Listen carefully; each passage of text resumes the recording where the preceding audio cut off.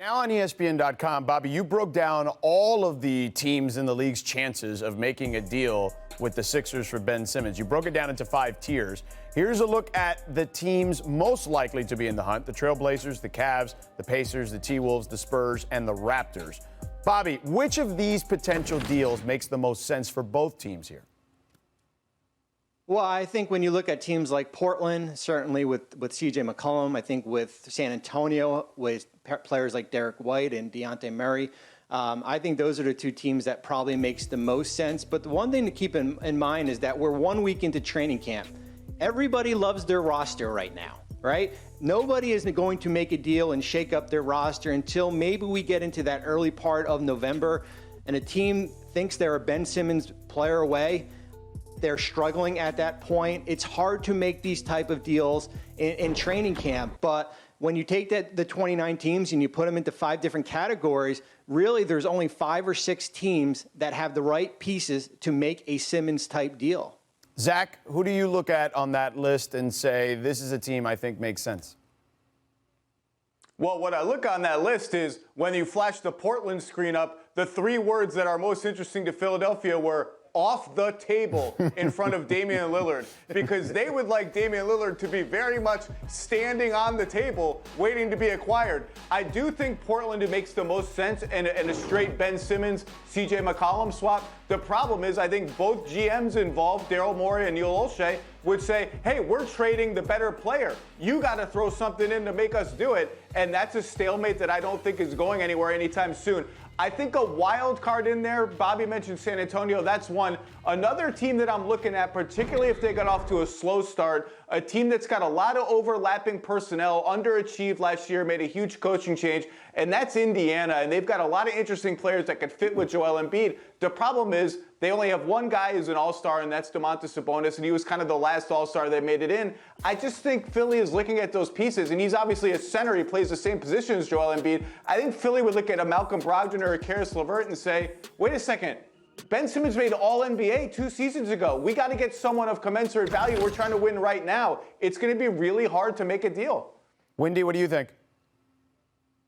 Yep, Zach just hit it. I think the sleeper team in this whole situation is the Indiana Pacers. First off, I know that they don't have an All-NBA player to trade. I realize that. But they have a bunch of really good players. And as Bobby illustrated in that list, they control all of their picks. That is not like the Portland Trailblazers. They don't control trade a package of players and picks the way a team like Indiana can. Plus, Kevin Pritchard likes to trade for guys who are under contract. They know that they're never going to be a free agent destination. So when they trade for a guy like Victor Oladipo, or they trade for a guy like Karis LeVert, who has a bunch of years left, they like that. They love the idea of being able to trade for a player like Ben Simmons, who they would have team control over. It makes a lot of sense, especially because with as much talent as they have and as much money as they're spending, I still think they're just in the middle of the pack in the Eastern Conference. And they've got a premium coach now in Rick Carlisle. You can try to add a premium talent there. I think they are sitting there waiting for the Sixers to come to terms with, make the best deal they can, because I think they can put forth an offer that few teams can rival. Basketball fans certainly love a transaction, so I'm sure plenty are tuning in right now and are scrolling to get to this Bobby article on ESPN.com. There's a second tier as well with some very interesting teams and names here. The Hawks, the Celtics, the Pelicans, and the Warriors. Bobby, which one there makes some sense? Well, the one team that intrigues me a little bit is Atlanta, and I don't think many people have talked about it, and just because of the fact that eventually they're going to have to make a decision on players like Cam Reddish, DeAndre Hunter. They have the big contracts with Bojan Bogdanovic, Danilo Gallinari here. That's something for down the road. Especially if this team struggles, and there's a lot of expectations in Atlanta to get to potentially an Eastern Conference Finals. But the Hawks intrigue me just because of a Ben Simmons, Trae Young backcourt. Zach, where do you lie on this one? I think the Hawks strike me as a team that's like, wait a second. We just made the conference finals. We're good. We're rising. A shakeup of that magnitude right now almost feels premature and unnecessary, even with what Bobby just said about they're going to have to consolidate some of these players down the line because they can't pay everybody.